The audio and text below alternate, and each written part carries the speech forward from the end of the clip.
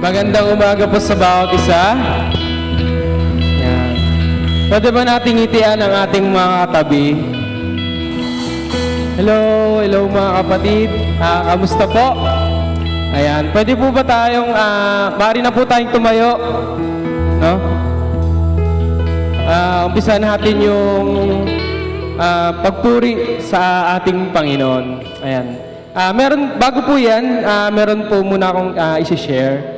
No? Kahapon sa aming devotion is ang tanong doon is ano yung mga preparation na ginagawa natin pag darating ang Sabado-Linggo, weekends. So, ang unang pumasok sa amin is yung ating isusuot. Tama ba? Yung ating isusuot. So, napansin namin is ang gaganda at ang gagwapo ng bawat isa sa atin. Amen ba? Agree ba kayo doon na maganda kayo? Nagwapo kayo? Amen. No? Kung yan yung best natin, best na damit, best na pants, best na trouser, best na shoes, maaari ba natin ibigay yung best natin sa Panginoon ngayon? Amen. Dahil hindi siya basta-basta Panginoon. Amen ba? Hindi siya basta-basta Diyos. Yan. Ngayon, umpisahan natin ang pagpuri at pagsamba sa ating Panginoon. Hallelujah! Woo! Amen!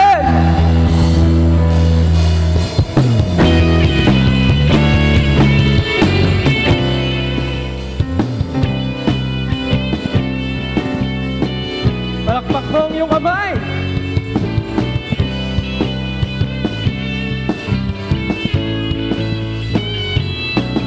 Kagalakan sa puso yung maapaw at di may salarawan ng awit at ng sayaw. Sa aming buhay,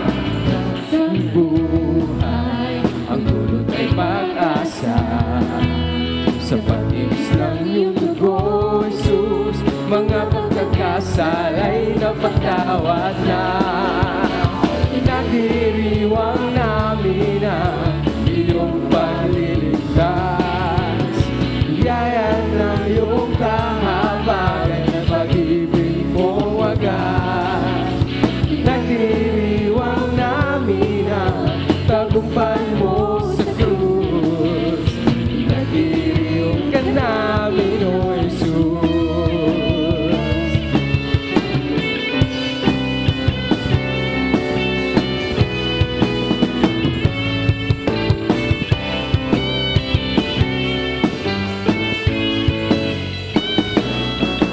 Kagalakan sa puso yung maapaw at di may salarawan ng awit at ng sayaw. Sa aming buhay, ang dulot ay pag-asa. Sa pag-ibig ng iyong dugo, Jesus, mga pagkakasalay na patawad na. Nagdiriwang namin ang iyong pagliligtas. Yaya ng iyong kahabagan, pag-ibig mo wagas. Nagdiriwang namin ang tagumpay mo sa krus. Nagdiriwang ka namin nun.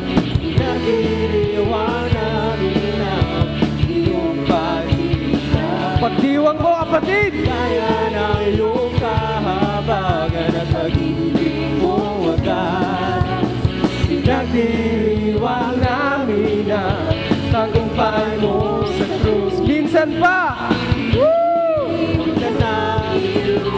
Nagdiriwang namin ang iyong paliligtas. Yaya ng iyong kahabagan at pag-ibig mo wagas. Nagdiriwang namin ang tagumpay mo sa krus. Nagdiriwang ka namin, O Jesus.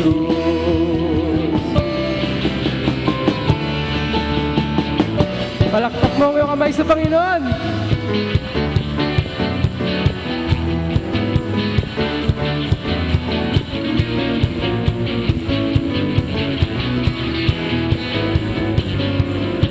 Pinagdiriwang ka, oh Diyos, walang katulad talaga. Oh, manunubos ko, mahal kita. Pinagdiriwang ka, pinagdiriwang ka, oh Diyos, walang katulad talaga. Oh, manunubos ko, mahal kita. Pinagdiriwang ka, pinagdiriwang ka, oh Diyos, walang katulad talaga. Oh, manunubos ko, mahal kita. Pinagdiriwang ka, yung mas malakas.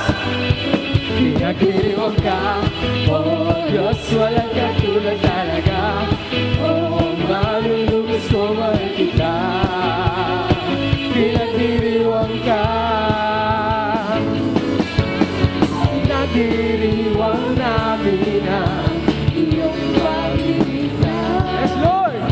Gaya ng iyong kahabagan at pag-ibig mo agad. Nagdiriwang namin ang tagumpay mo sa krus. Minsan pa! Woo! Nagdiriwang namin ang iyong pag-iligtas. Biyaya ng iyong kahabagan at pag-ibig mo wagas. Nagdiriwang namin ang tagumpay mo sa krus. Pinagdiriwang ka namin, pinagdiriwang ka namin, pinagdiriwang ka namin, O Jesus. Pinagdiriwang ka. Thank you, Lord. Woo! Hallelujah!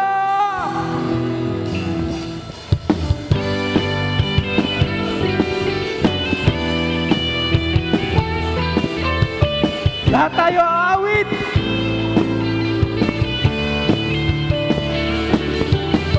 Diyos na makapangyarihan, Haring kataas-taasan, sa aking puso ay nananahan. Pagpapalamot pagsama ay laging nararanasan, kailan may hindi mag-isa. Diyos na mapangyarihan! Diyos na makapangyarihan, Haring kataas-taasan, sa aking puso ay nananahan. Pagpapalamot pagsama ay laging nararanasan, kailan may hindi mag-isa. Pangako mo sa akin, hindi ako iiwan. Sa bawat sandali ay laging sasamahan. Banal na Espiritu, hatid ay kalakasan, upang lahat ng bagay ay pagtagumpayan. Diyos na makapangyarihan, Haring kataas-taasan, sa aking puso ay nananahan. Pagpapalamot pagsama ay laging nararanasan, kailan may hindi mag-isa. Pangako mo sa akin, hindi ako iiwan. Sa bawat sandali ay laging sasamahan. Banal na Espiritu, hatid ay kalakasan, upang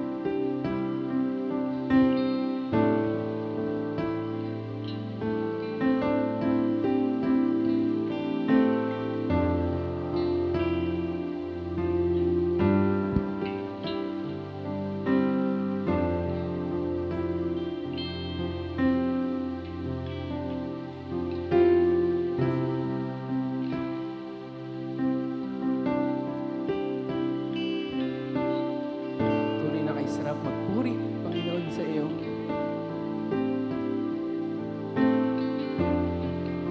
Dahil ikaw ay karapat-dapat, Panginoon.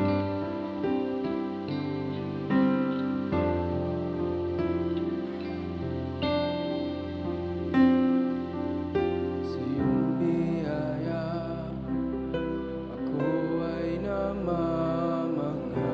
Sa iyong kalinga, panganib ay di banta. Sa pag-ibig mo, palaging ligtas ang puso.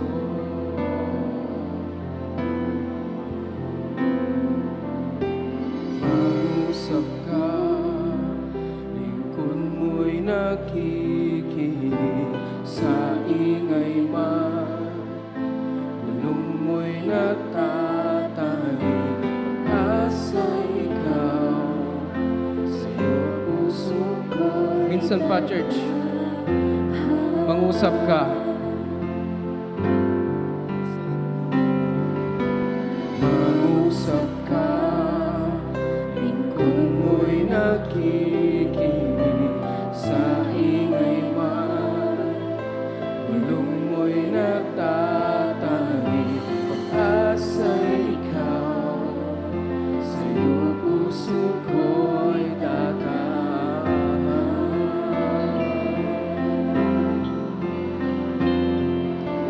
Sa ligan ng puso ko ay nahanap sa'yo, Kristo, pangalan mo'y kanlungan ko.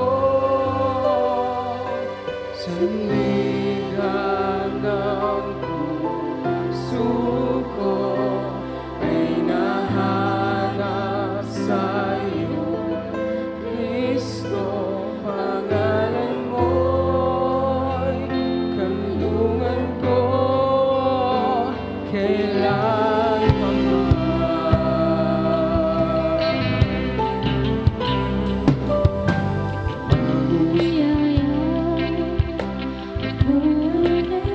kami ay namamangha, Panginoon,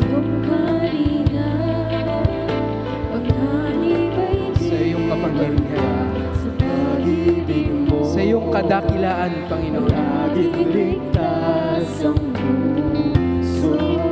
Sa amin, mangusap ka, Panginoon.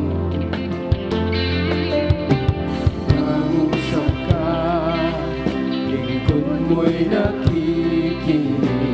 Sa ingay man, bulong mo'y nagtatani. Pag-asa ikaw, sa'yo puso minsan pa, church, mangusap ka, Panginoon. Mangusap ka, mangusap ka, kami ay nakikinig. Sa ingay man, bulong mo'y nagtatani. Pag-asa ikaw, sa'yo puso ko'y tatahan.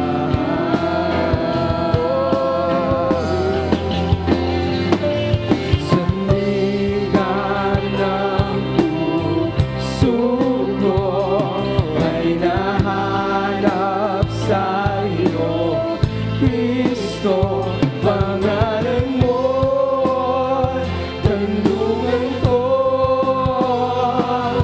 Sa ligan ng puso ko ay nahanap sa'yo, Kristo, pangalan mo'y kanlungan. Minsan pa, church.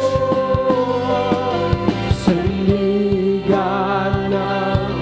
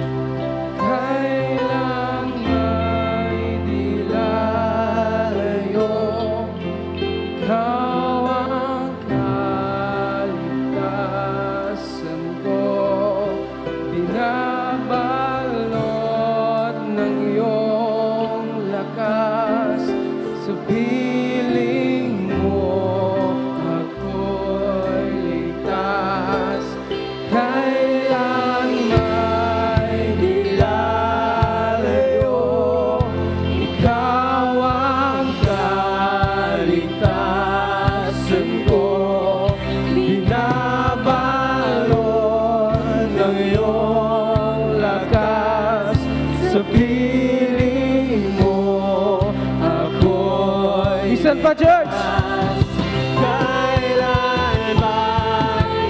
Awitin mo yan sa Panginoon. Huwag mo yan ibulong, kapatid. Huwag mo yan ibulong.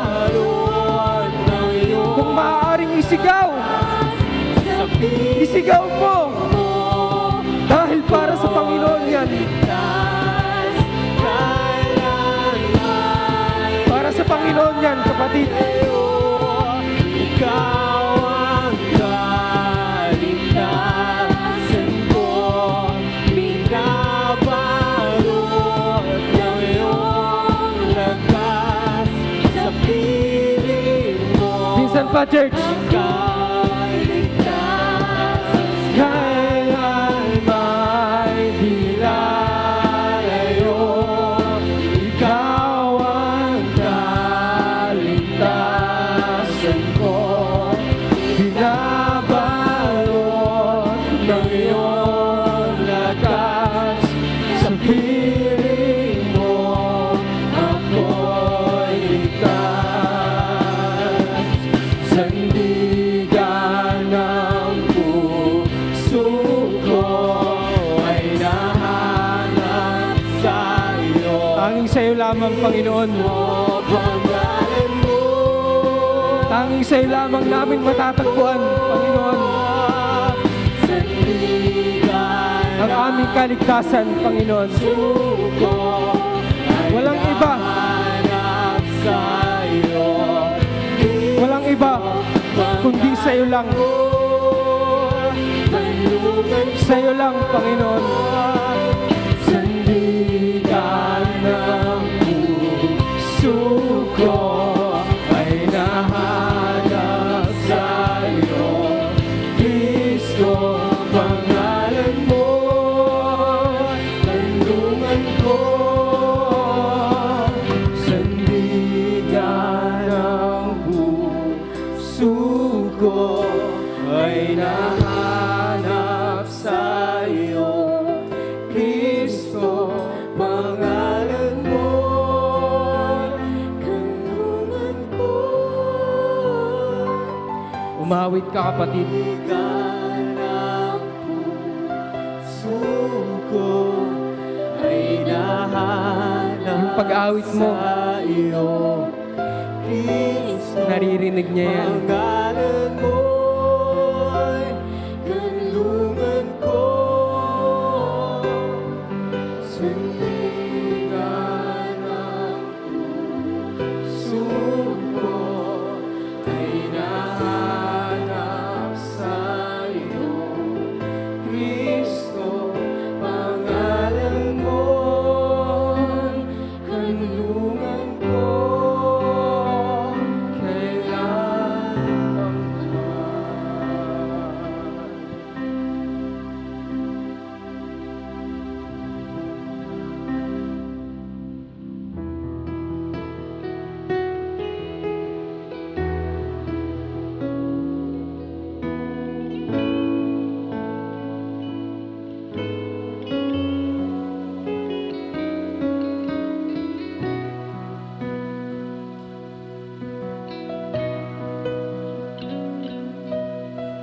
Ikaw lang ang pag-asa ko, tanging ikaw ang buhay ko, Jesus.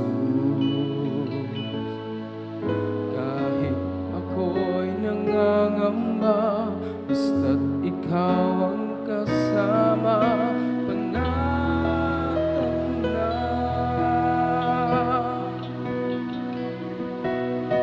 Ikaw lang ang sasambahin, maligid man ay madilim, Jesus. Kahit may suliranin man, lagi kang aawitan, ikaw lamang.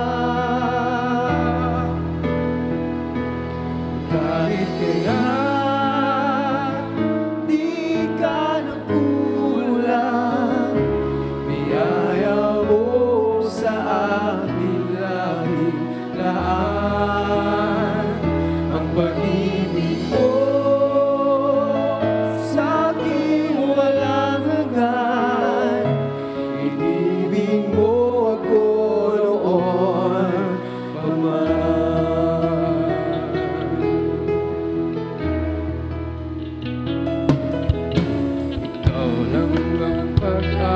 ko, tanging ikaw ang buhay ko, Jesus. Kahit ako'y nangangamba, basta't ikaw ang kasama,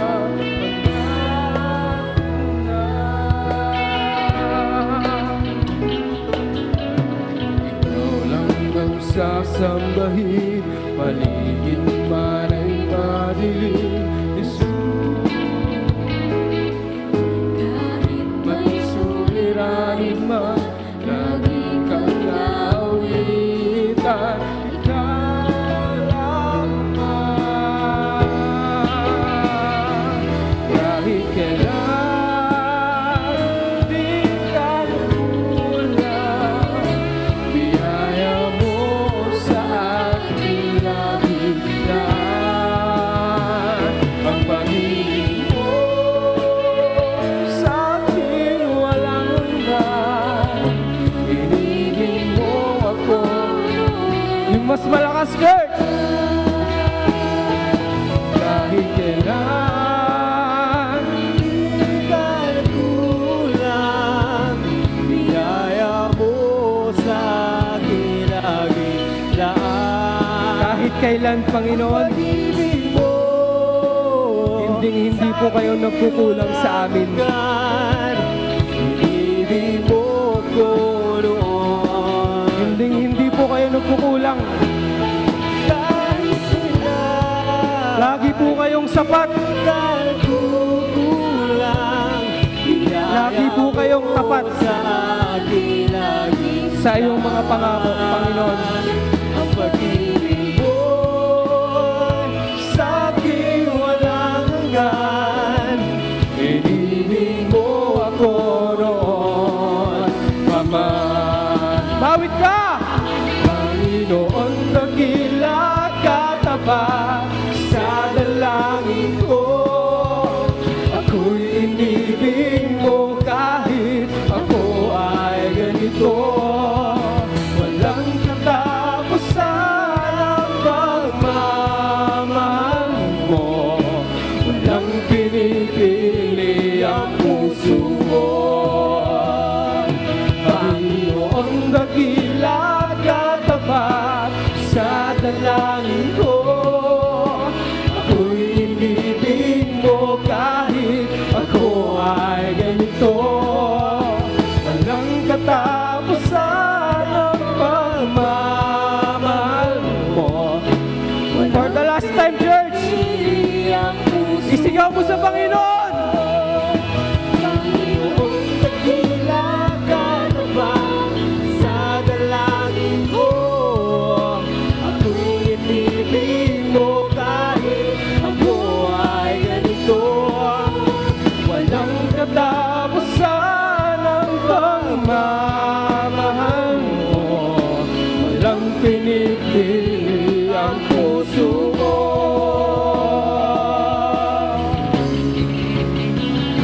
Kaya naman, O Diyos, wala kami ibang nais, kundi ang ibalik sa'yo ang lahat ng pagsamba. Kaya naman, O Diyos, wala kami ibang nais, kundi ang ibalik sa'yo ang lahat ng pagsamba. Kaya naman, O Diyos, wala kami ibang nais, kundi ang ibalik sa'yo ang lahat ng pagsamba. Kaya naman, O Diyos, wala kami Ibang nais, kundi ang ibalik sa'yo ang lahat ng Minsan pa! Kaya naman, O Diyos, wala kami ibang nais, kundi ang ibalik sa'yo ang lahat ng pagsamba. Walang hanggang papuri sa'yo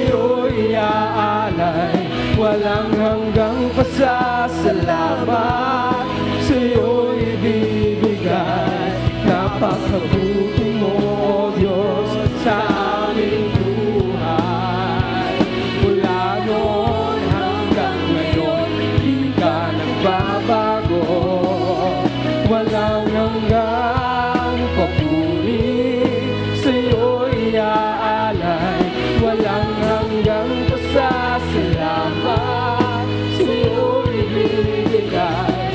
Napakabuti mo, Diyos, sa aming buhay. Mula noon hanggang ngayon, di ka nagbabago, tapat kailanpaman.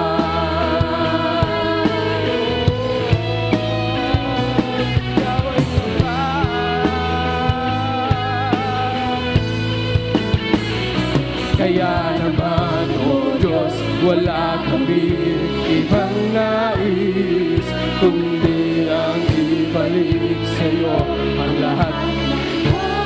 Umawit ka, kapatid! Kaya naman, O Diyos, wala kami Umawit ka, kapatid! nais, kundi ang ibalik sa'yo ang lahat. Yung inaawitan mo, At samba, hindi basta-basta Diyos yan! O Diyos, wala kami Siya ay dakila! nais, kundi Siya ay tapat sa ating buhay! ng pagsamba.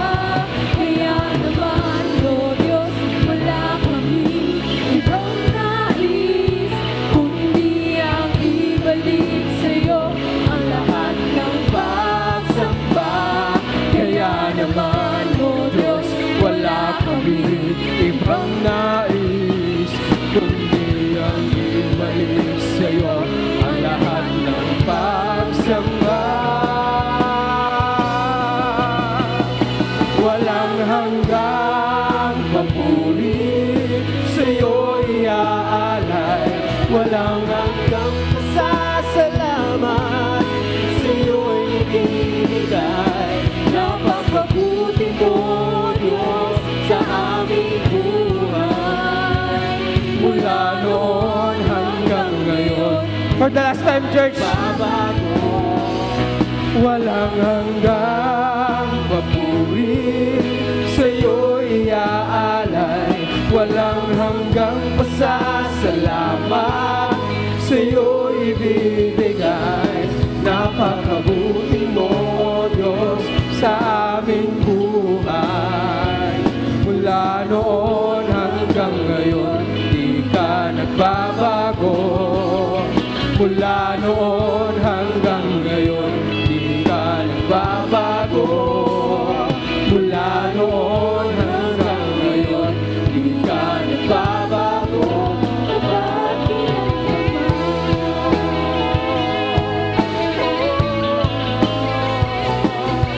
Come on, church!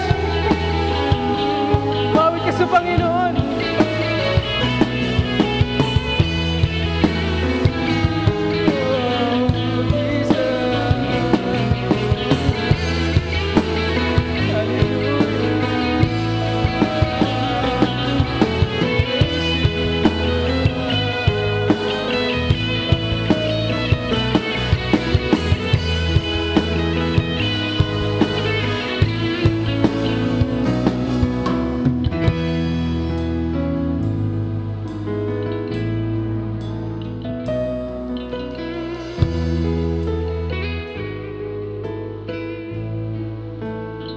Tunay nga mga Panginoon,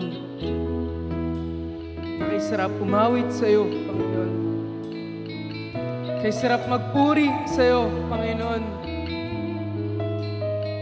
Salamat, Panginoon. Dahil lahat, Panginoon, ng naririto, isa lamang ang layunin, Panginoon. Yun po yung awitan ka, Panginoon. Yun po yung layunin, Panginoon, na sama-samang lumalim sa iyo, Panginoon. Na sama-samang makilala ka pa ng lubusan, Panginoon. Makilala pa, Panginoon, ang aming Ama, Panginoon. Lord, salamat, Panginoon, sa presensya mo, Panginoon. Salamat sa biyaya mo, Panginoon, sa araw-araw. Lord, sa buhay po namin, Panginoon,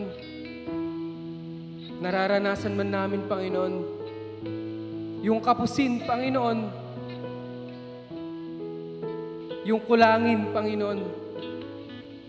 Pero kayo po, hindi po kayo nagkukulang, Panginoon. Sapat po kayo, Panginoon. Sapat at tapat, Panginoon, sa kanyang mga pangako, Panginoon.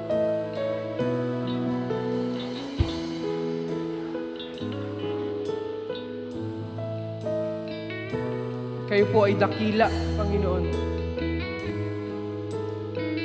Simula noon hanggang ngayon. Thank you, Lord God, sa iyong presensya.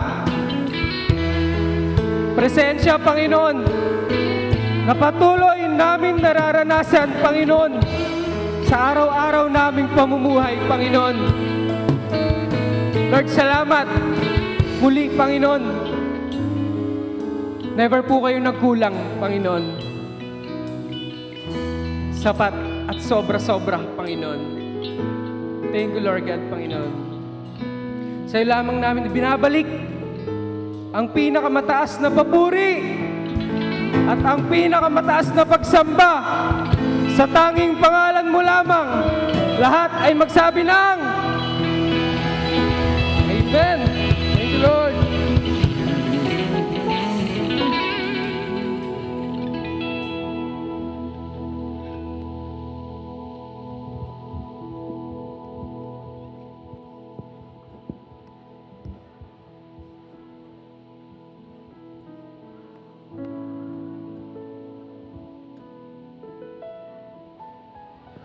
Good morning po sa ating lahat.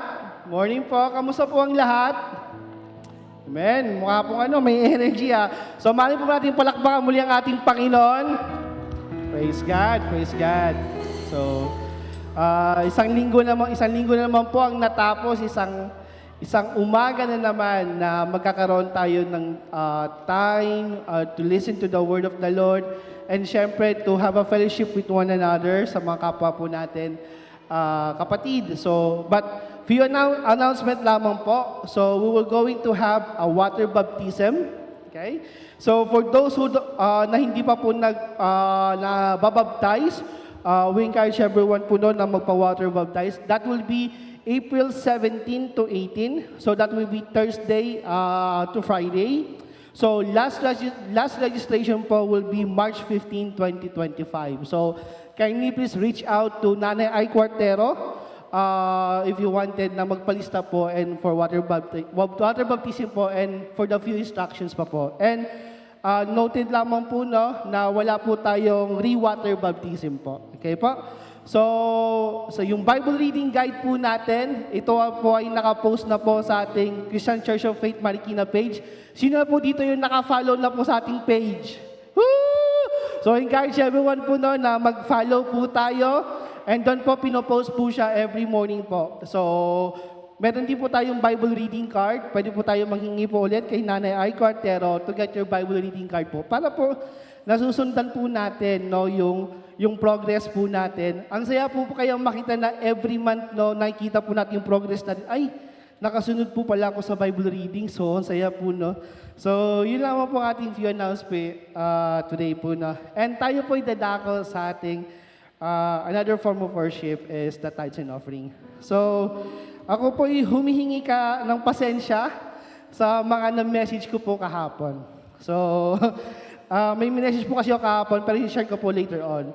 So, sabi po sa Webster Dictionary, itong word na to ay meaning friendly regard shown towards another, especially by the superior. Okay? So, itong word na daw na to is nag-friendly regard or nagpapakita ng kabutihan to someone, especially nang gagaling sa mas taas sa kanya. So, any guess po kung anong word na yon? Okay, the word is favor. Okay? So, kagabi po, may mga message po ko ilang mga tao po. Estudyante, mga kakilala ko po. Tinanong ko po sila, sabi ko, Nak or Kuya or Nay, kapag nanghingi po ba ako sa inyo ng panggas, bibigyan niyo ako? Yung po yung tinanong ko sila. So yung iba na-alerto. Na-alerto po yung iba, akala po nila scam. So nagsabi po ako na, ako po ito, hindi po ako na-hack or what. So yung mga sagot po nila, depende. Kung meron, yung sagot naman po ng iba is oo naman kuya. So madali silang sumagot. And what I wanted to point out on this is, madali makahingi ng favor kung meron tayong personal relationship sa tao. Di ba sobrang dali? So, sabi ko, sorry Ken na, sabi ko, Ken, pag nangingi ba ako sinanggas, bibigyan mo ko? Oo naman kuya. Medyo weird ka lang tonight, pero, kuya, bibigyan kita. So, what I wanted to point out is, sobrang daling makahingi ng favor. And sobrang alam natin yung pwede maging sagot, kung yes or no, kasi may relationship tayo eh. So, ganun din with our Heavenly Father. If we do have that relationship with Him, we could ask anything. Okay? However, depende pa rin sa will ng Lord kung ibibigay niya sa atin or not. If He give that, yes, praise God. If not, antay muna anak, praise God. Kuya Christian or Itcha, paano naman yung mga taong walang Panginoon, but it seems that masaya sila sa buhay, but it seems that they do have everything. Well, that is the permissive will of the Lord, no? However, no, what profit is a man if he gains the whole world but he loses his soul? So you have everything. You have the cash, the car, the houses, but you don't have the Lord in your life. Wala din, no? You will lose your soul. Diba? Sabi nga sa kinakanta natin, better is one day in the house of the Lord than 1,000 elsewhere. So mga kapatid, we encourage everyone to give our tithes and offering.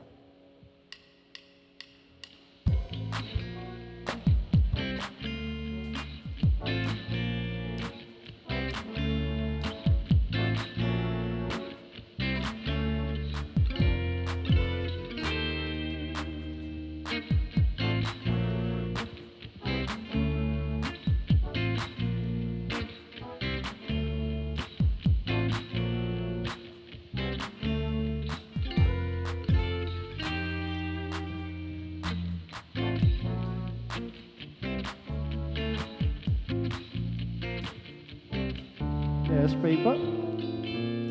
Lord, thank you so much, Lord God.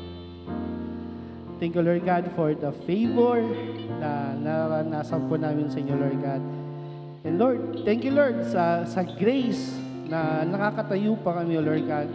Thank you, Lord, that you are always meeting our needs, O Lord God. Minsan pa nga po, Panginoon, na hindi lang po yung needs po namin, but pati po yung mga wants po namin ay yung pong binibigay, O Lord God. Lord, salamat, O Lord God, dahil everyday nararamdaman po namin yung pagmamahal niyo po, Lord God. Though what times na tahimik ka, O Lord God, you are with us, working miraculously, O Lord God. Lord, we surrender our lives to you, O Lord God. We surrender our thoughts, our motives, our intentions, O Lord God. Lord, we surrender everything, O Lord God, to you. Lord, we pray, O Lord God, that you will continually give us the wisdom, the anointing that we needed each day, O Lord God. Lord, we only rely to you, O Lord God, because wala na po kaming ibang pagkukuha na ng lakas, O Lord God, kundi sa inyo, Lord God. And Lord, I thank you, Lord God, for loving us. Thank you, Lord God, for this tithes and offering, O Lord God. May this be used in the advancement of your kingdom, O Lord God. And Lord, we honor you with our finances, with our time, with our energy, O Lord God, and within our thoughts, O Lord God. We thank you, Lord. We honor you. We love you. In Jesus' mighty name, amen and amen.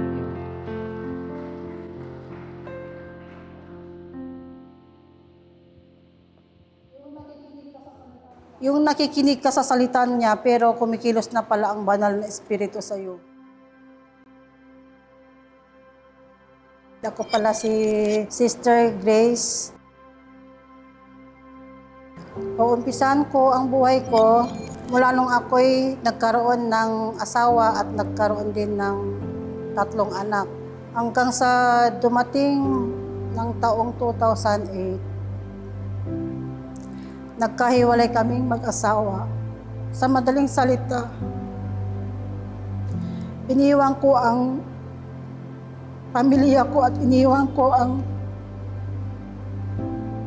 aking mga anak at sumama sa ibang lalaki. Na ang alam ko, magiging masaya ako at makatakas sa kahirapan ng buhay. Pero kabaliktaran pala ang lahat. Naging miserable ang buhay ko sa loob ng 6 na taon. Halos araw-araw kaming nagbububugan, araw-araw na away, nasa ilalim ako ng pagkakasala. Gusto ko nang tapusin ang buhay ko noon. Sino ba naman ang matutuwa sa ginawa ko? Sa ginawa kong pagtataksil sa aking asawa, ganoon na rin ang pagpababaya sa aking mga anak. Hindi lang pala ako ang nahirapan. Ang mga anak ko na iniiwan sa murang edad.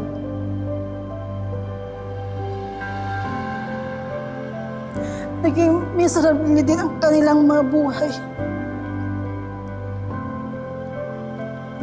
Nagkasakit yung pangalawa kong anak na halos hindi makahinga. Pero wala ako doon na dapat ako ang nag-aalaga sa kanya.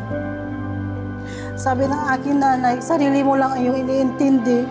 Hindi mo na iniisip ang mga anak mo. Mga buhay nila napariwara dahil sa kumirot ang puso ko sa sinabi ng aking anak na bunso na si Joe. Sabi niya, Mama, kung hindi mo kami iniwan, nakapag-aral sana ang aking mga kapatid. Matalino pa naman si Kuya, sabi niya. Lord, patawarin mo po ako sa gawa ko sa aking mga anak.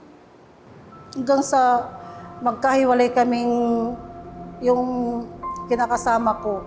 Naghiwalay kami ng 2014 hanggang sa ikinasal si Icha at si Isabel dito sa CCOF.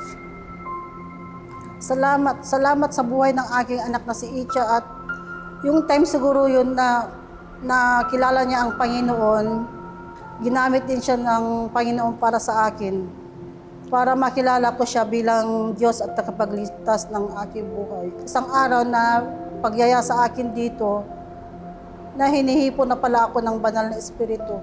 Gabi-gabi nagpipray ako na yakapin ako ng Panginoong Hesus. Umiiyak ako habang ako'y nagdarasal. Sabi ko, Panginoon, di ko kaya ito kung di niyo po ako tutulungan. Salamat, Panginoon, at kumikilos ka sa aking buhay. Linggo-linggo nagsisimba na ako dito sa CCOF at tuwing linggo umaatin sa disciple at tuwing Wednesday ang faith group. Yung nakikinig ka sa salita niya pero kumikilos na pala ang banal na espiritu sa iyo. Isang araw, may bautismo ng tubig at di na ako nagdalawang isip na sumama kasi handang-handa na ako na baguhin ang buhay ko at sumunod sa Diyos. Ramdam ko ang pagkilos ng Holy Spirit sa buhay ko kasi yung buhay ko noon nawala na. Yung buhay ko noon na madali lang akong matukso, napalaya na ako ng Panginoon. Sabi nga sa Matthew 11:28, lumapit kayo at kayong mga nahirapan at nabibigatan ng pasanin at kayo'y bibigyan ng kapahingahan. Mga kapatid, mahirap sumunod sa Panginoon pero napakasarap. Yung puso mo na nasa iyo na ang Diyos. Husgahan man lang ako ng maraming tao, hindi pa rin ako matitinag na lumapit sa Panginoon at sumunod sa Kanya. Ito ang aking testimony kung paano kumilos ang Panginoon sa buhay ko. At mga kapatid, lumapit lang din kayo sa Panginoon. Kung ano yung nararamdaman niyo na bigat ng puso niyo, ilapit niyo na may kadugtong na pasalamat at paniniwala na mapapakinggan lahat ng Panginoon. Maraming salamat. To God be the glory. Po si Sister Grace na minsang nawala pero bumalik.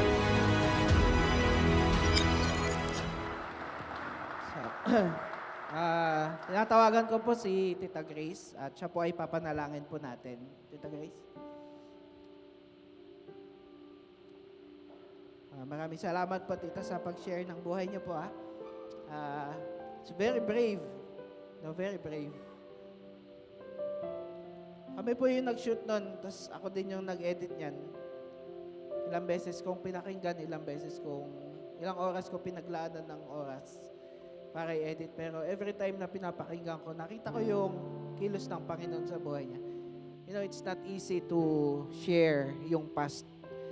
Pero nakita niyo, very brave because pinalaya na siya ng Panginoon tulad ng nasabi niya sa video niya. So, we'll be sharing this in our Facebook page, and if you would mind, no, kung okay lang na ma-share po natin yung testimony para yung mga kaparehas niya na dumadaan sa ganong sitwasyon ay, you know, makita nila may pag-asa pa pala sa buhay.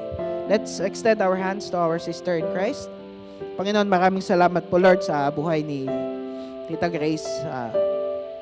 Tunay nga na nakikita po namin, Lord, yung pagbabago niya, Panginoon, yung transformation na nangyari sa kanya. And it's not because of anyone else, but because of you. Dahil sobrang mahal na mahal niyo po siya, Panginoon. Dahil, Panginoon, you care for her. And you love her so much, Lord, na siya po, Panginoon, ay hinangon niyo, Panginoon, sa buhay ng makasalanan, Father Jesus. That's why, Lord, we pray that she would use her life, magamit po niya ang kanyang buhay para makapag-share ng kabutihan po ninyo sa ibang tao din na nasa kadiliman pa hanggang sa mga oras na to. Maraming salamat, Panginoon, at nakikita po namin, Lord, na we are safe. Sabi po niya, Panginoon, sa kanyang testimony, husgaan man siya ng maraming tao pero hindi po siya matitinag sa pagsunod sa inyo. And that is a faith na talagang pangahawakan po namin, Panginoon. Give us the grace, O Lord Jesus, katulad po ng kanyang pangalan, grace, unmerited favor. Buhusan niyo siya, Panginoon, ng pagpapala na unmerited favor, Lord Jesus, so that she can be a blessing to other as well. Salamat po muli sa inyo po ang lahat ng papuri at pasasalamat sa pangalan ni Jesus. Amen and amen. Thank you.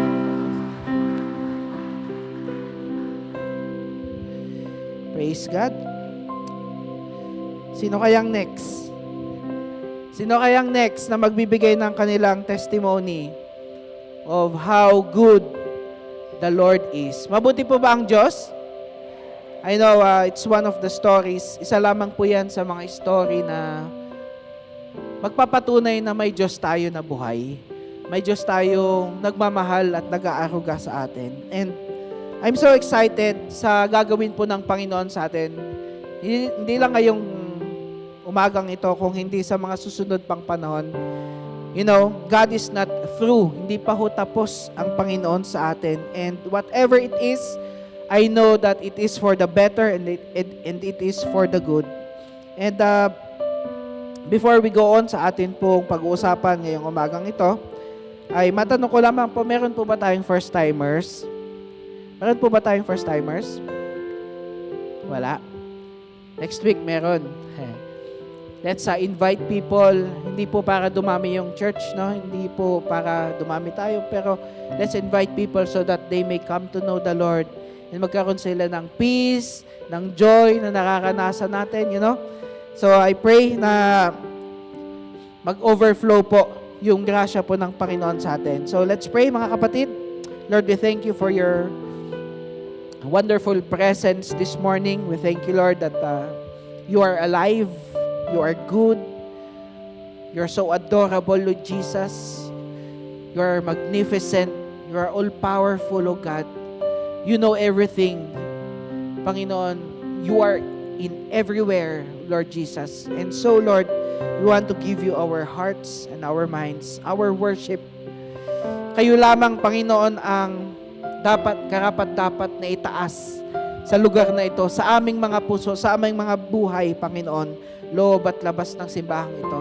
Kaya, Panginoon, ngayon pong umagang ito, we pray, Lord, that you would prepare our hearts katulad po ng isang lupa na handa na pong taniman ng inyong salita.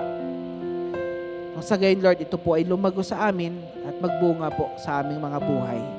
Salamat po muli sa iyong lingkod na narito sa harap ay pakalinisin niyo po kami, pakalinisin niyo po ako, ang aking mga dila. Kayo po, Panginoon, ang bumalot sa akin, Lord, ng grasya. Dinadakila po namin kayo at pinapasalamatan sa matamis na pangalan ni Jesus. Amen and amen. God bless po, no? So, napakabuti po ng ating Panginoon. Just want to recap yung ating pong napag-usapan last week. It's about rise up. No, rise up. Lumago tayo, tumayo tayo may elevate onwards to maturity. And ang ibig sabihin lang po, ang tinapit po natin last week is about, next level of faith, next level of quality of life, next level of maturity in our Christian walk. No, and napag-usapan po natin na ang ibig sabihin ho ng rise up is tumayo. Maaring tayo po ay matagal nang nakaupo, matagal na tayong nakahiga, pero it's time. This is the time to get up and do something for the Lord. This is the time to get up and be fruitful in our lives. Second po is to elevate oneself. Napag-usapan na natin, na example ko po sa inyo yung nagkaroon po ng tsunami sa Japan. Those people needed to elevate themselves, iangat yung kanilang buhay dahil maaari po silang mapahamak. Ganon din po sa atin. There are times that, we have to elevate our lives para hindi po tayo mapahamak. Kasi sa sobrang deceitfulness po ng mundo po natin ngayon, sa sobrang lala po ng mundo po natin ngayon, maski kabataan, kung hindi natin iaangat yung pananampalataya natin at yung ating sensitivity sa Holy Spirit, ay maaari po tayong madagit ng kung ano-anong mga nagkalat. No? That's why we have to elevate our faith. And rise up also means to return from the dead, which is mangyayari sa atin when we die, if we follow the Lord Jesus Christ. And of course, to increase. No, to increase, sabi ko nga, yung productivity natin, to increase yung ating production, may it be in your business or sa ating pag-iisip. Diba? Kung ito lang yung iniisip mo, na hangganan mo, then it's high time na, Lord, would you expand my understanding, my knowledge, and the wisdom that you are giving me para lalo po akong lumago sa inyo. And basically, rising up means to grow in our faith and in the knowledge of our Jesus Christ. And nabasa po natin our key verse for the last week's message is from 1 John chapter 2 verse 12 to 14. Nung sumulat po si Apostle John, inaddress po niya at isinulat po niya very practical illustration na meron pong tatlong level of maturity. And natuto po tayo doon. First level po is yung pagiging children. Lahat po tayo nagdaan sa pagiging bata. And that is okay. Dahil yun po ang realidad ng buhay. And when we came in the life of Christianity, lahat po tayo ay parang bata. Kailangan panturuan, no? Kailangan ang pinapakain sa atin, yung milk pa or malalambot pa, no? And then eventually hindi po tayo magiging forever na bata. Amen po ba doon? If we are following Christ, we have to expect na someday lalago ako.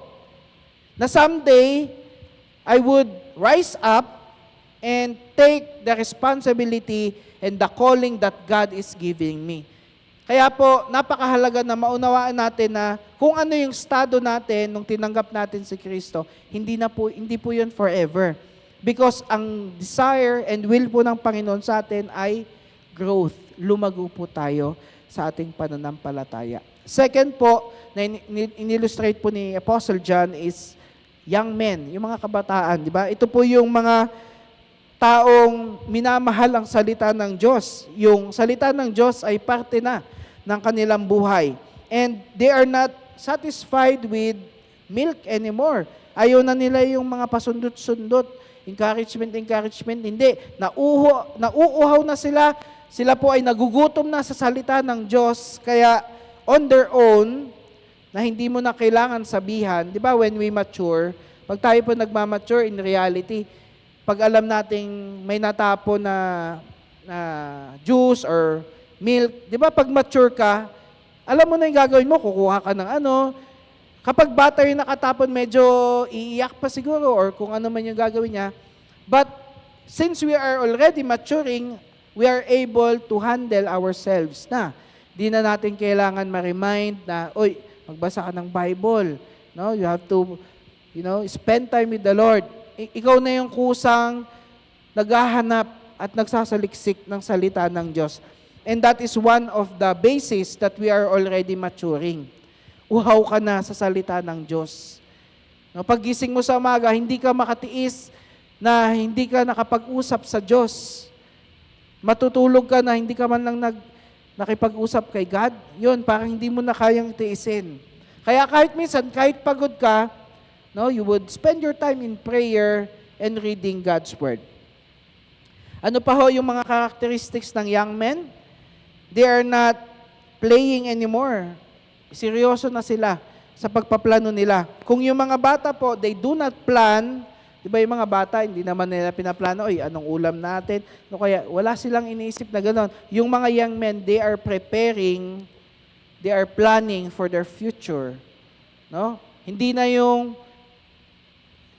mga laro, yung iniisip mo, but you are already maturing and you are already foreseeing the future, few steps ahead. No? Hindi po sila pabago-bago ang isip because they are committed. Yan po ang mga characteristics ng young man. And the last po na tinukoy po din ni Apostle John is being a father. Father of faith. No, ang mga fathers of faith po, they have deep relationship with God. Malalim na po ang kanilang relationship kay Jesus, kay God. They communicate to God intimately. No, na uunawaan po nila anong direksyon ng Panginoon sa kanila. They do not only think about themselves. Hindi lang yung sarili nila. Kasi yung mga bata, mine. Di ba? Akin to, akin. No, mga young men, medyo nagta-transition na, pero yung mga fathers and mothers, they think about their family. They think about other people. And that is pagiging selfless. Now, they are very, very responsible. That's why, kung saan man po tayo doon sa tatlong yon, we have to have a vision na, Lord, someday, I will be a young man. Or maybe you are already in the process. Maaring kayo din po ay nasa young men na, and nagdi-desire na kayo na, Lord, gusto ko mangalaga. Lord, gusto ko maging leader. And that is having a heart of being a fatherhood. No? Magiging responsible ka sa mga buhay ng ibang tao. And by the grace of God, yan po ay mangyayari po sa atin as long as we desire to. The title of our message for this morning is Part 2, Rising Up, What are the Keys to Maturity? Ano ba yung ilan sa mga susi para tayo daw po ay mag-mature sa ating mga spiritual na buhay? No? We will tackle this. Actually, napakarami po, but I only chose 3 na isi-share po sa inyo. Basahin po natin in 1 Corinthians chapter 13, verse 11. Yan po yung ating key verse. Babasahin ko po sa inyo. Sabi dyan, nung ako'y bata pa, ako'y nagsasalita, nag-iisip at nangangatwirang tulad ng bata. Ngayong ako'y meron ng sapat na gulang, iniwan ko na ang mga asal ng mga bata. You see, that is taken from the letter of Paul, Apostle Paul, sa mga taga-Korinto, sa mga Corinthians. Sinasabi niya, nung ako'y bata pa, ako'y nagsasalita at nag-iisip, nangangatwiran na parang bata.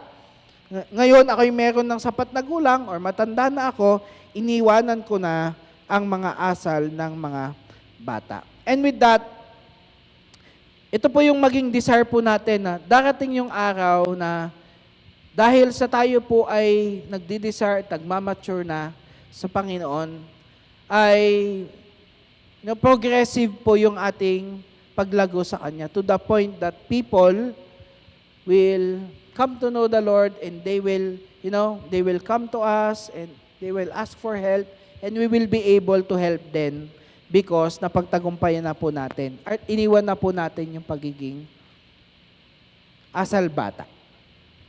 Basically, hindi po ang tinutukoy po ni Apostle Paul dito is yung maturity natin in our spiritual life. No? And with that po, the first point, before I tell you the first key, gusto niyo po bang malaman na kung ano yung number 1 key? Bago po tayo pumunta doon, ay meron po akong ipapalabas na short video para sa point number 1 po natin. Okay? So, ano kaya yung unang key for maturity? Okay? So, panoorin po natin. Kung narinig nyo na po yung kwento na to ng rabbit and turtle, dito po sa video po natin, pinakita na posible pala talaga. Sige po. Short video lang po ito. Around 30 seconds. Ayan. Pinag-racing po nila yung rabbit. Oh! At saka yung tortoise. Ayan. Tumigil. Tumigil yung rabbit. Ayan na. Matatapos na. Oh!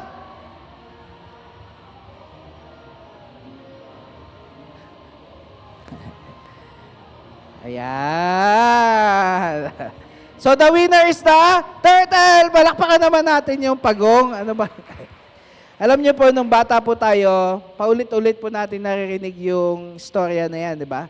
Yung rabbit at yung turtle, magkaibigan, they decided to run a race. Magkarera silang dalawa. Dahil sobrang bilis ni rabbit, akala niya hindi siya matatalo. So ang ginawa ni rabbit, masyado siyang nag-relax. Siya ay natulog. Natulog siya. Ito namang si Pagong, tuloy-tuloy lang. Small steps, kahit mabagal. Hanggang sa nagising si rabbit, si Pagong malapit na. Humabol siya pero hindi na po kaya. Kaya ang nanalo po dun sa story natin ay si Turtle. Kaya alam nyo, kaya may Teenage Mutant Ninja Turtle. Hindi, joke lang po. Pinapatawa ko lang kayo. The first point that we'll be talking about is consistency is the key. Yan. Consistency. And if I may share this, karamihan po sa mga successful people, yung mga taong naka-achieve ng mga great things sa buhay nila, yung meron pong mga businesses, yung meron pong growth sa kanilang spiritual life, ang naging susi po at ang common denominator between them is being consistent. And ito pong pagiging consistent ay hindi po dito pinag-uusapan. Gaano ba karami yung ginagawa mo? Hindi po. Ang sinasabi po dito is patuloy ka. Kahit maliliit na hakbang katulad ni Pagong, nagpapatuloy ka, dadating yung panahon, ikaw din po ay lalago o makakatapos po sa lakarin mo sa buhay. No? Kesa po yung si rabbit, bigla niyang binuhos ng isang bagsak.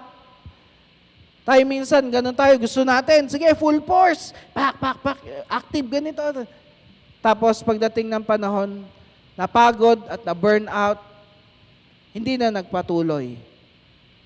Versus doon sa, okay lang, hinahinay, no? Hinahinay, kung ano yung matututunan, sige, namnamin hanggang sa ikaw ay patuloy na lumago. See the difference? yung pagiging consistent. Consistent in what? If we want to grow and mature, we have to be consistent, number one, in God's Word.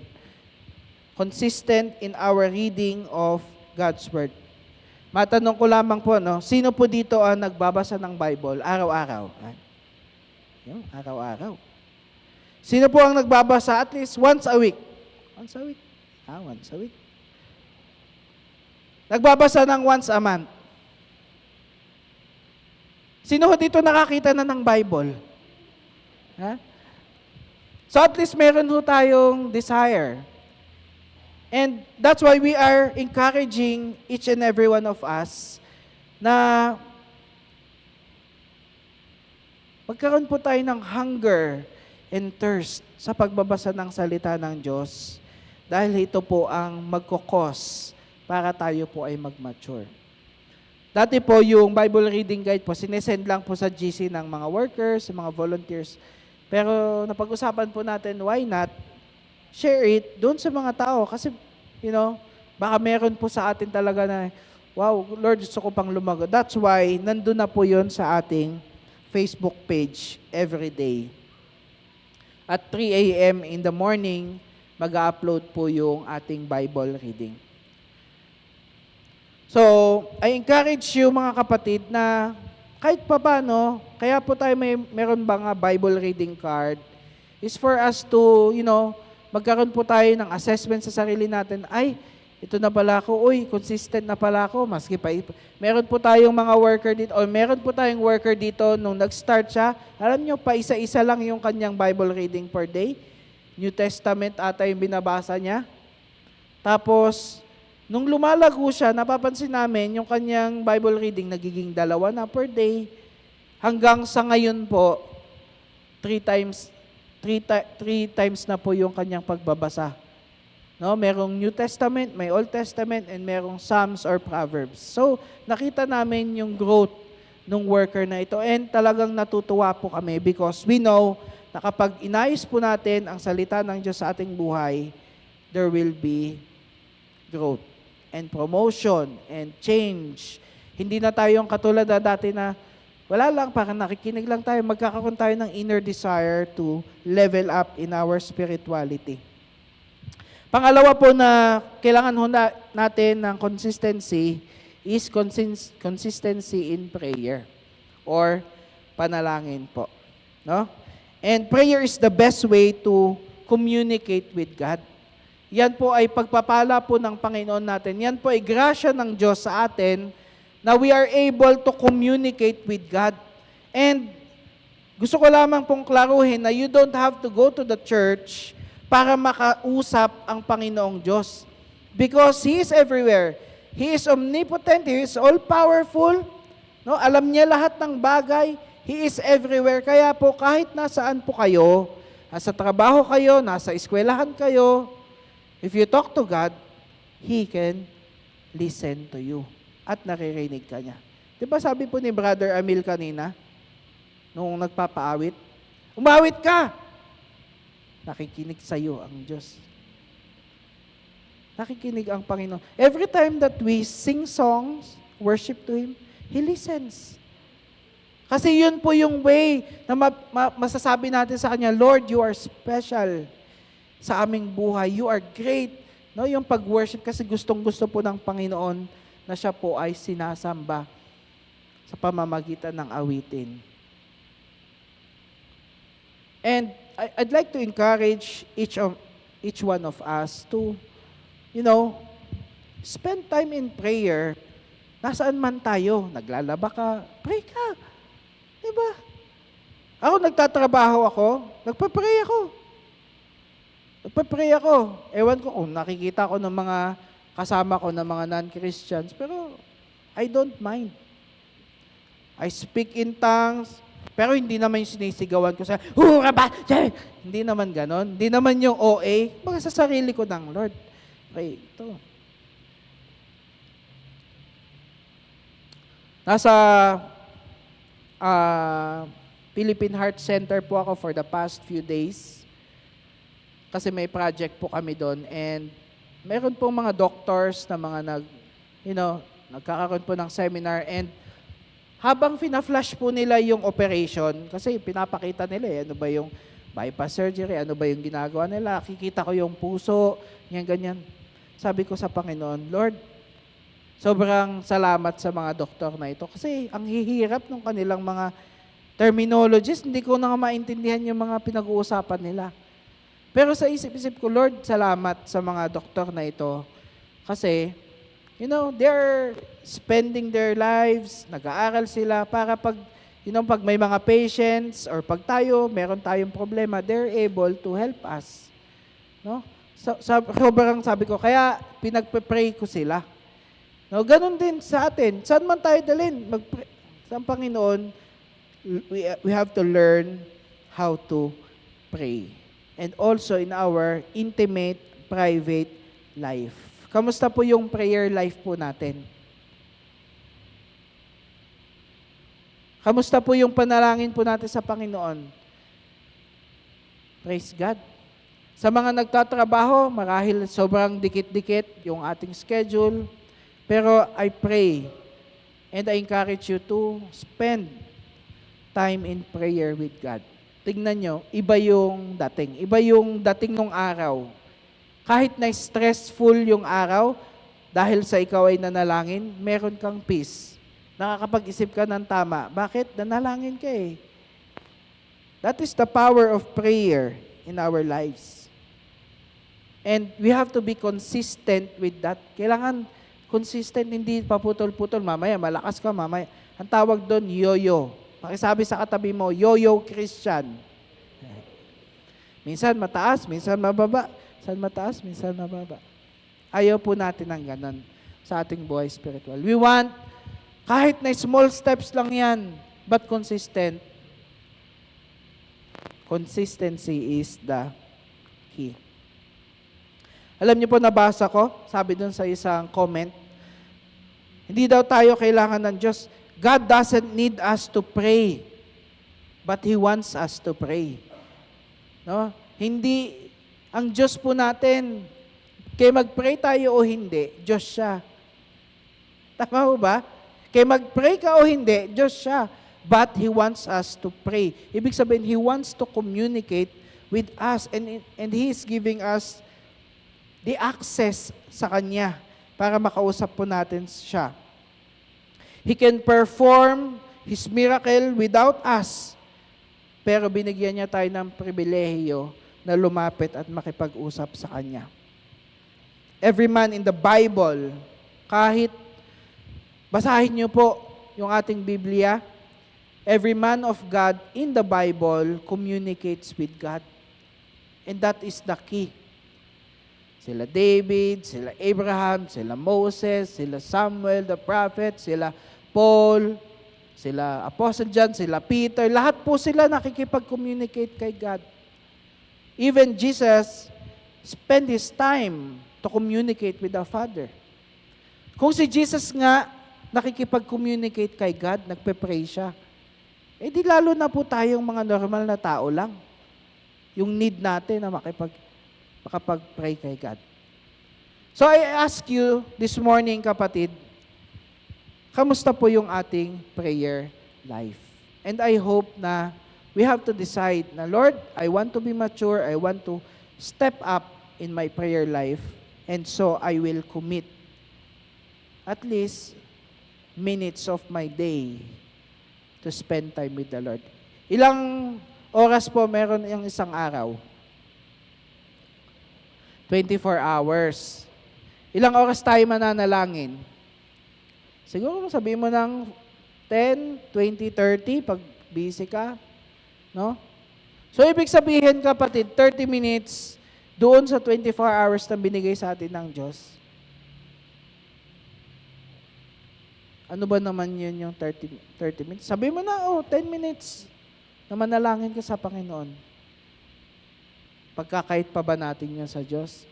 Na ang kapalit nun ay sobra-sobrang pagpapala, peace of mind that transcends all understanding. Sino po dito ang familiar sa Jeremiah 29:11? Oh, di ba? How about Jeremiah 29:12? Yung kasunod na verse lang. O hanggang 11 lang yung ano natin, ano? Ito po yung sabi doon sa Jeremiah 29:12. It talks about prayer. Sabi doon, "Then you will call upon me and go and pray to me, and I will listen to you." Yan ang sabi ng Panginoon. Pag lumapit tayo sa Kanya at mananalangin tayo, ano daw po ang gagawin ng Diyos? Makikinig siya sa atin. And this is something na kailangan i-treasure po natin bilang mga mananampalataya, that we are able to talk to God. Lord, ganito yung problema ko, Lord. Lord, medyo kinakabahan ako sa financial namin, Lord. Lord, ito na lang yung meron kami ngayon. Ano po kaya yung pwede kong gawin? Lord, mayroong project na pumapasok, kukunin ko ba yun, Lord, or hindi? Nakita niyo yung buhay ni David? Every time na may gagawin siya, Lord, aatake ba ako? The moment na hindi siya nanalangin sa Diyos, nahulog siya sa kasalanan. Kasi nagpahinga siya dun sa castle niya at dun niya nakita si Bathsheba, naliligo. Hindi siya nag-pray nun eh. Lord, atake ba ako o time of pahinga? Kasi yung mga bataan niya, yung mga army niya, nasa attack mode. Pero siya, nandun sa bahay. Doon siya pinasukan ng kaaway nung hindi po siya nanalangin. So this is one of the rise up and elevate that we need to have in our life. Elevate natin yung prayer life natin. Or else, mayayari tayo sa takbo ng mundo. Wala na pong mas hahalaga sa dalawang ito. Salita ng Diyos at panalangin. Consistency is the key. Would you commit to the Lord? Would you commit to the Lord that you will read His Word and pray to Him every day? Taas kamay, yung mga magkukumit. Taas, yan, be proud. Lord, you can see these hands. Pag nakakalimutan po nila, i-remind niyo po sila.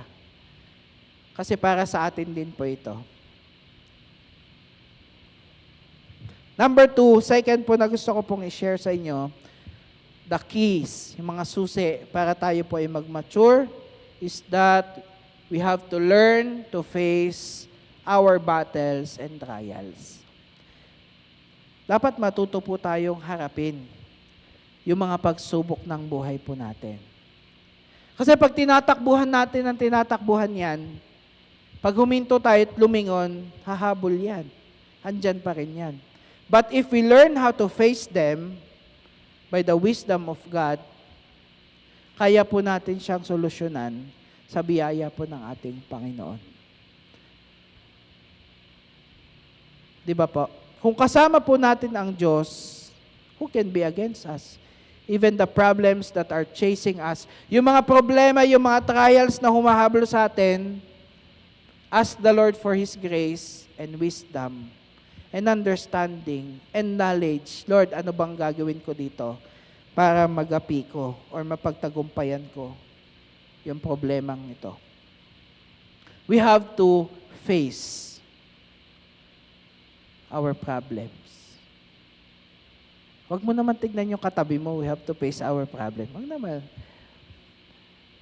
Yung mga problema po natin sa ating mga buhay. Sino po dito ang may maliit na problema? O maliit o malaking problema? Meron ba kayong mga problema sa buhay?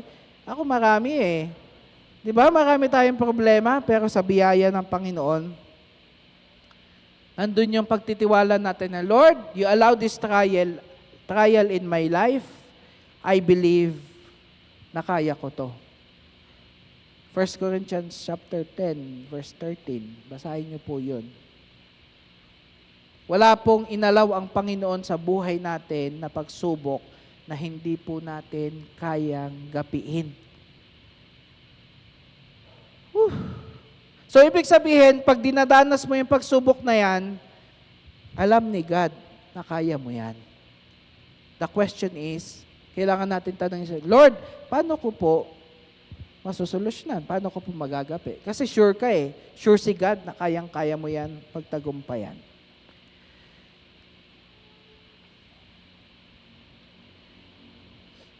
Alam niyo po minsan may mga pagsubok sa buhay natin na hindi ka agad-agad na-reveal yung purpose.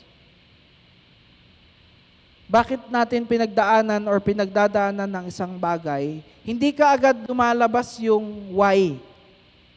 And then, darating yung time sa buhay natin na bigla na lang natin maalala yung experience na yon, yung learning natin sa experience at masasabi natin, kaya ako pala pinagdaanan dati yon para dito sa sitwasyon na ito. Kaya wag po natin titignan na yung mga kinakaharap nating battles is puro negative ang dating. Tignan po natin ano ba yung lesson na matututunan natin doon or gustong maintindihan, matutunan ng Panginoon, matutunan natin from that experience. Alam niyo po, there was this young man na naginip po siya. No? And narinig ko po ito sa isang preacher and let me share it to you. May isa pong young man and siya po ay palaging nananaginip that God was telling him to push a big rock. Malaking bato. No? And sa panaginip niya, sinasabi ng Diyos sa kanya, itulak mo yung malaking bato. Kaya sa panaginip niya, because he was obedient with God, he was trying to push. No, tinutulak niya po yung malaking bato. And nangyari po yun, nagigising siya, natutulog ulit siya, another night, ganun ulit sinasabi, nakitulak mo yung bato, nakitulak mo yung bato. And then sa sobrang tagal niyang tinutulak, doon sa dream niya, tinanong niya na sa God, Lord, tagal-tagal ko na pong tinutulak nitong bato. Pero sa sobrang laki, hindi ko po magalaw. Sabi ni God sa kanya, tinulak mo ba? Opo. Sabi ni God sa kanya, very good. Eh God, paano very good? Hindi ko nga po nagalaw eh. Ano ba sabi ko sa'yo? Itulak mo. Eh Lord, hindi ko po nagalaw. Hindi ko naman sinabi na galawin. Sabi ko, itulak mo lang. Kaya pagtingin niya po dun sa kanyang mirror, doon sa kanyang panaginip, nakinad niya po yung katawan niya. Ang laki na. Kasi nga kakatulak niya doon, eh nabibuild up pala yung kanyang physical na katawan. That's an example, mga kapatid, na minsan may mga bagay tayong ginagawa, pinagdadaanan, pero at the end of the day, it will always turn into good kasi you are a follower of Jesus. Amen po ba doon? All things work together for good, for those who love God and who are called according to His purpose. Kaya wag po nating titignan na, ito na may pagsubok. No? Tignan natin, Lord, give me the grace, bigyan niyo po ako ng kalakasan, mapagtagumpayan to, so that I can learn the lessons of these battles and trials in my life. Sino po dito ang nagsasabi na kahit may pinagdadaanan siya, sapat ang biyaya ng Diyos sa kanyang buhay? Madami tayong trials, di ba? Pero mas malaki yung grasya ng Panginoon sa atin.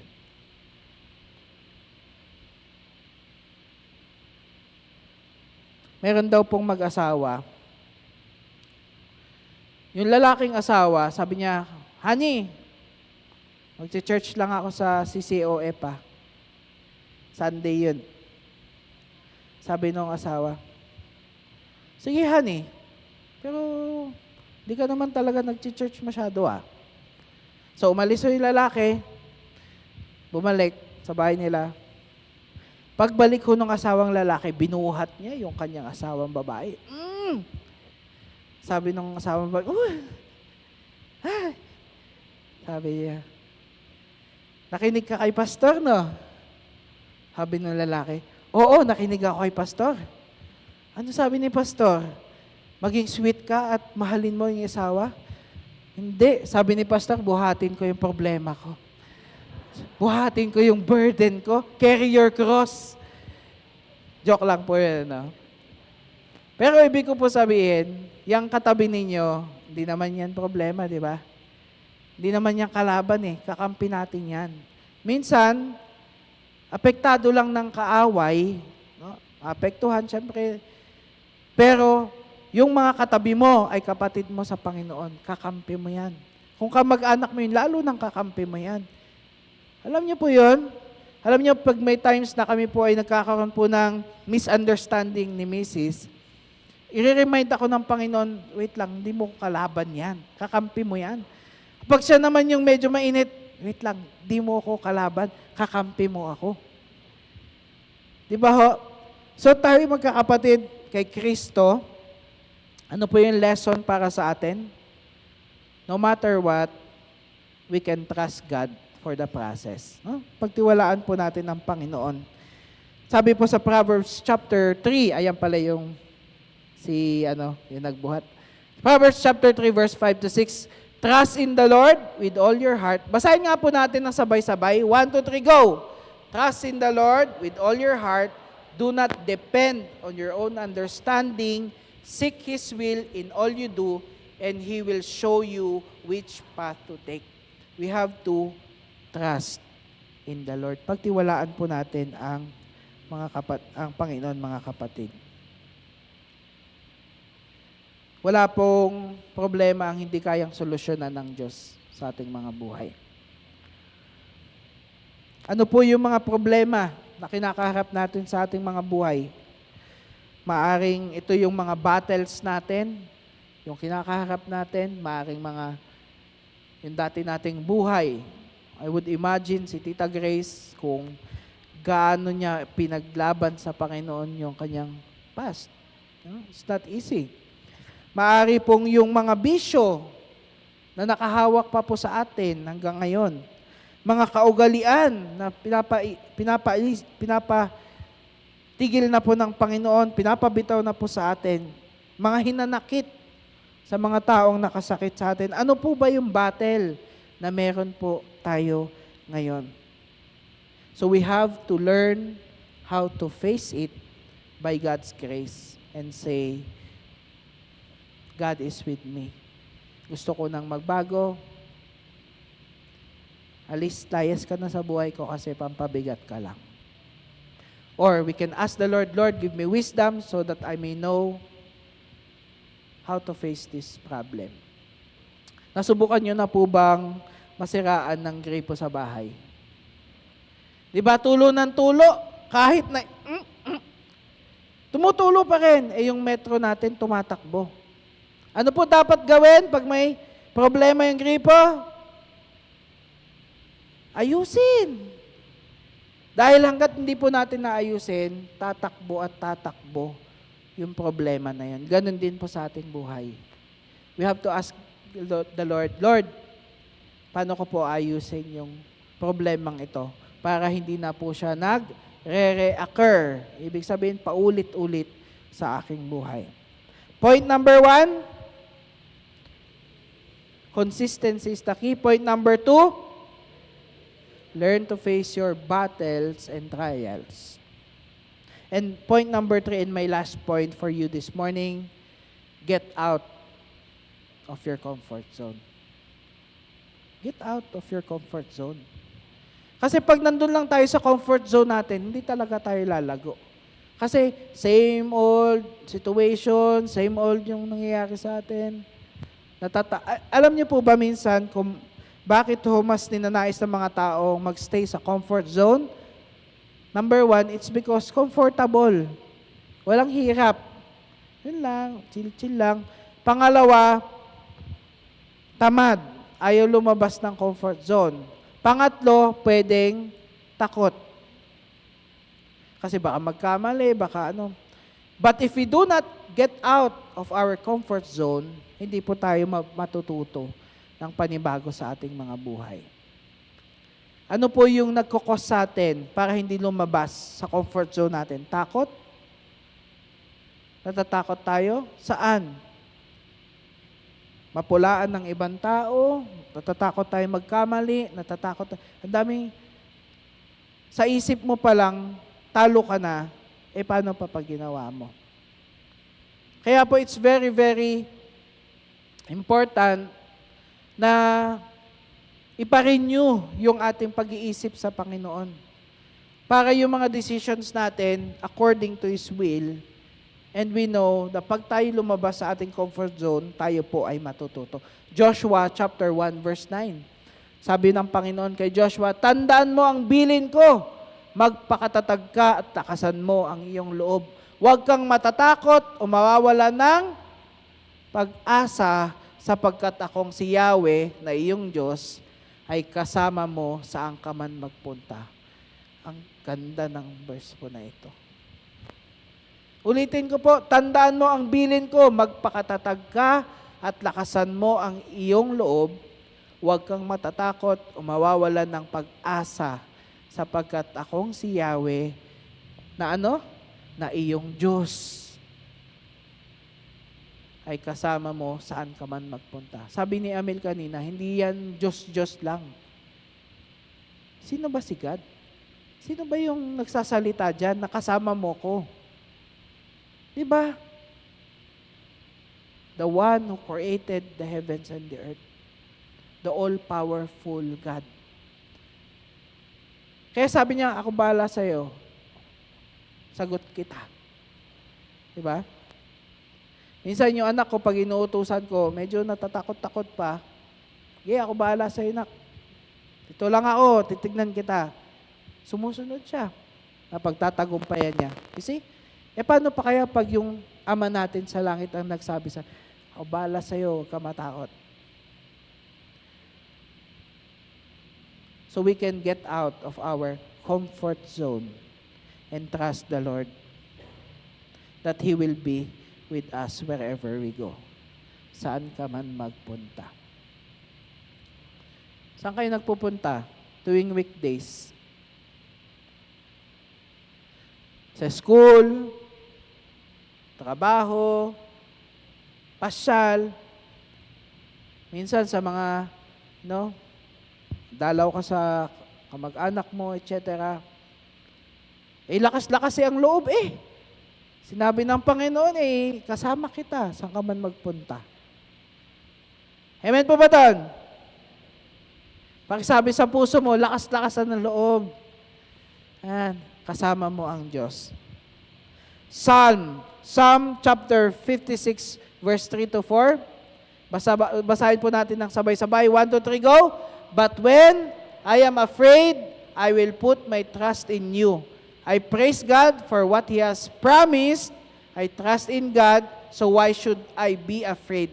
What can mere mortals do to me? Sa ibang version po, what can man do to me? Ano ba magagawa sa'yo ng tao? When I'm afraid, sabi dyan, I will put my trust in you. At pag tayo nagtiwala sa Diyos na hindi basta-basta ang Diyos, alam niyo, we can be able to get out of our comfort zone. Ano yung mga kinakatakutan natin ngayon? Kasi pag napagtagumpayan natin yan, sobrang lawak ng pwede po nating gawin para sa Panginoon. Ano yung naglilimita sa atin para gawin ang magandang plano ng Diyos sa ating buhay? We have to get out of our comfort zone. And that is for us to mature. Why don't we stand up and pray to the Lord this morning?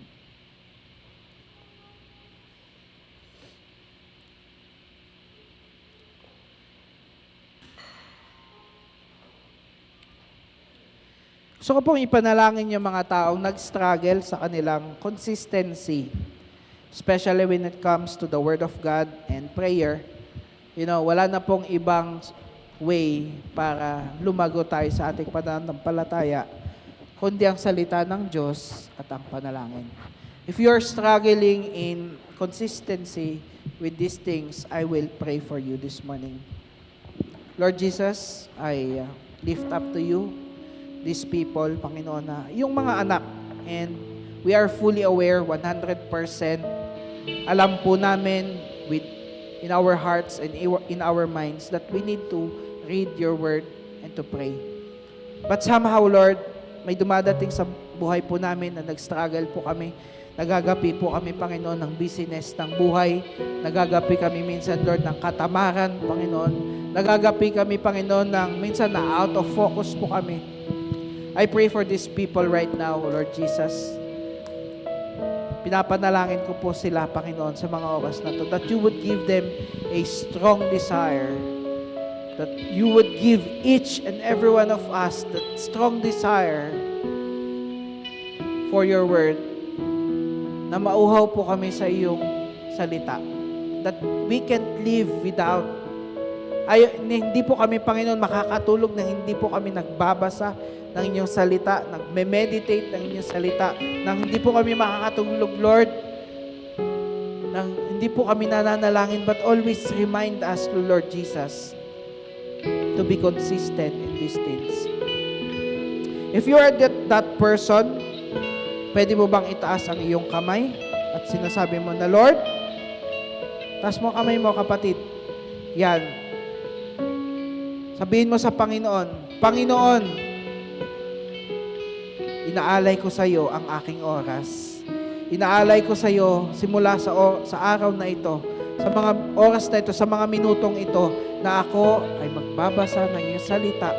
Hindi dahil para makabasa lang, kasi kung hindi, gusto kitang makilala pa ng mas malalim.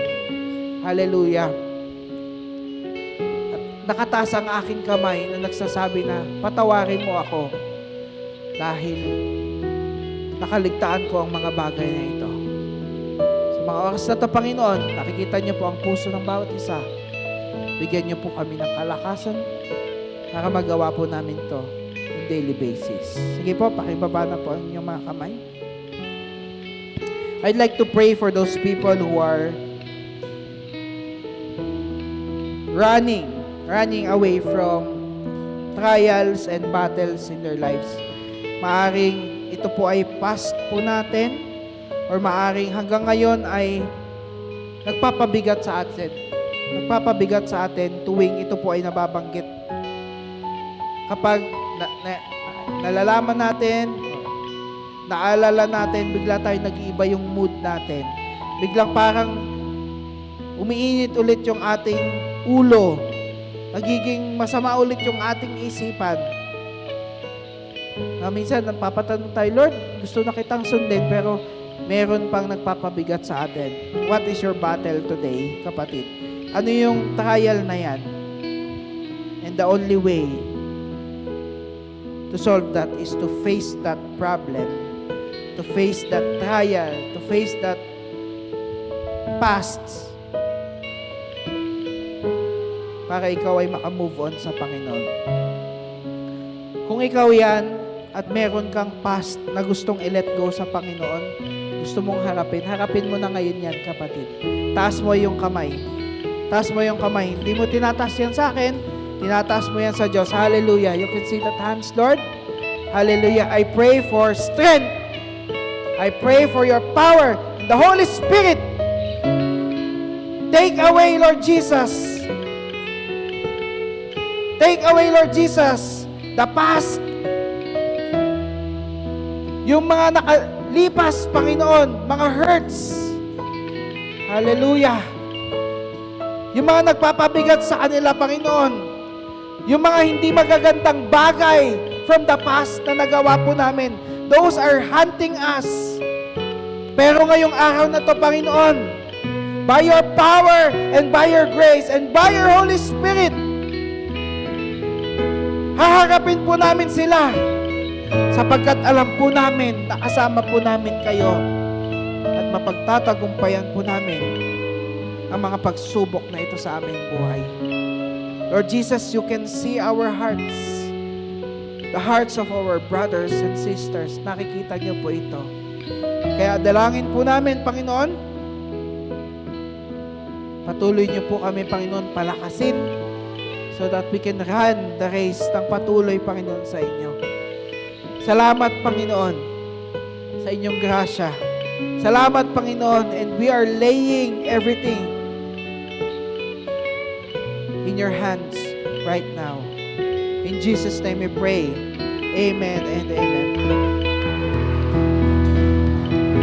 Gusto ko rin po ipanalangin yung mga taong nasa comfort zone. Kaya hindi lumalago kasi nandun lang eh. Doon lang siya eh. Pero may time, kapatid, na kinakailangan po nating lumabas sa ating comfort zone. So that God can use us again. So that God can use our lives, our talents, our lives para tayo po'y maka-reach out ng ibang tao.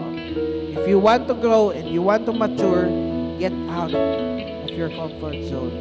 Lord, I pray for these people, Panginoon, na nahihirapan sila, Panginoon.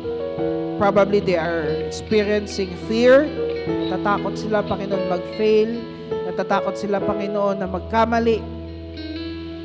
But guide them, dear Holy Spirit. Comfort them so that they may grow in the grace and the knowledge of you, O God. Maraming salamat po muli, Panginoon. Ang araw na po ito ay hindi po namin makakalimutan dahil sa napakabuti niyo po sa aming buhay. Let's sing a song and then I'll close in prayer.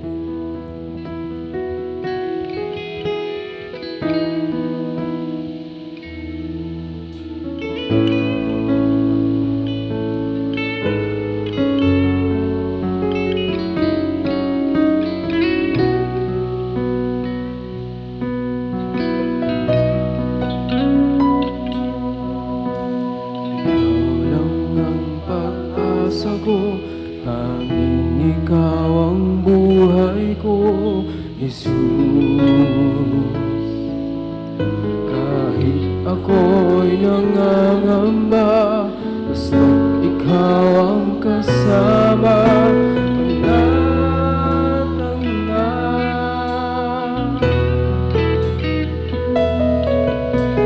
ikaw lang ang sasambahin, paligid man ay madilim, Jesus.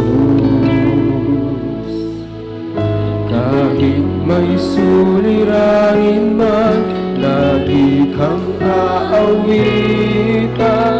Ikaw lang.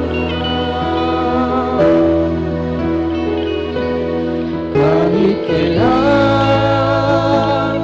di ka nagkulang, biyaya mo sa akin lagi lang. Ang pag-ibig mo sa akin walang hanggan. Inibig mo ako noon. Salamat sa pagtanggap mo sa amin, Panginoon.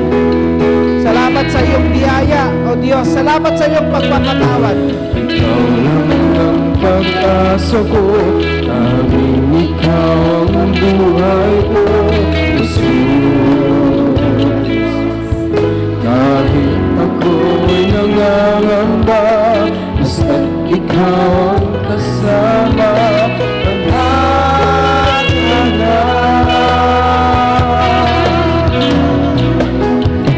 Ikaw lang ang sasambahin, paligid man ay madilim, kahit may suliranin man, lagi kang aawitan. Ikaw lang. Yes, Lord! Kahit kailan di ka nagkulang, biyaya mo sa akin lagi laan. Ang pag-ibig mo sa akin walang hanggan. Sinibig mo ako noon, Let's sing, everybody! Panginoon, dakila katapat sa dalangin ko. Ako'y inibig mo kahit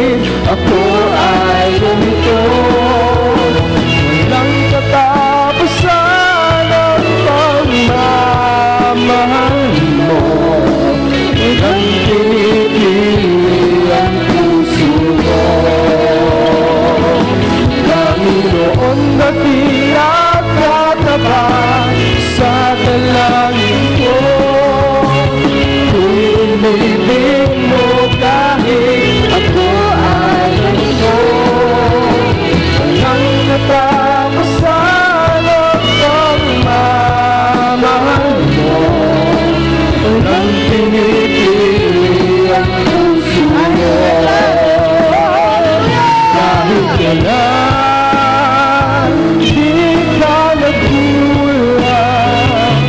Biyaya mo sa aking laging daan. Ang pag-ibig mo sa aking walang hanggan.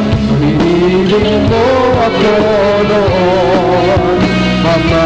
Sa huling pagkakataon, Kahit kailan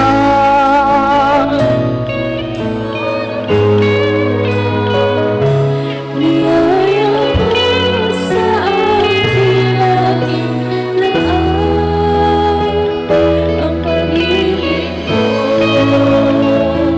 sa aking walang hanggan. pinibig mo ako noon, Ama. ibig mo ako noon, Ama. Pinibig mo ako noon, Ama. Palakpakan po natin ang Panginoon. Salamat o Diyos sa iyong grasya. Salamat sa iyong pag-ibig na kahit ganito po kami, tinanggap niyo po kami, pinatawad at pinahal. Hallelujah! Hallelujah! Tayo po'y manalangin. Taas po natin ang ating mga kamay. Lord, lalabas po kami sa lugar na ito na pinagpala. Lalabas po kami sa lugar na ito, Panginoon. We are energized and we have a new mission and vision, Lord God, and that is to rise up and to mature in you, Panginoon. Maraming salamat, Lord, sa natanggap po naming mga salita, even from last week and today. Panginoon, selyuhan niyo po ito nang hindi po manakaw ng kaaway, Panginoon. Lord, let me be a light unto a salt into the world, so that people, when we look at our lives, my life, oh God, ay makikita po nila kayo sa akin at may dala ko po sila sa inyong presensya. Panginoon, maraming salamat. Protection po ang aking ginagawad sa lahat po ng lalabas sa lugar na ito. Be the one, Lord God, to be the center of our lives. Salamat, oh God. In Jesus' name, everybody say, Amen, Amen, Amen. God bless po sa lahat.